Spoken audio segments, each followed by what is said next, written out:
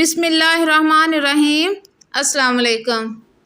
حضور نبی اکرم صلی اللہ علیہ وآلہ وسلم کا فرمان عالی شان ہے کہ ایک نماز جو مسواک کر کے وضو کر کے پڑھی جائے وہ ان 70 نمازوں سے زیادہ بہتر ہے جو بغیر مسواک کے پڑھی جائیں۔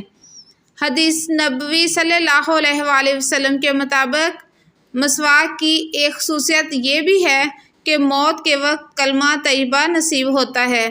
تحقیق سے ثابت ہوا ہے کہ مسواک کے استعمال سے نہ صرف دماغ اور آنکھیں تیز ہوتی ہیں بلکہ اطمینان قلب، مسوڑوں کی مضبوطی اور کھانا ہضم کرنے میں بھی مدد ملتی ہے۔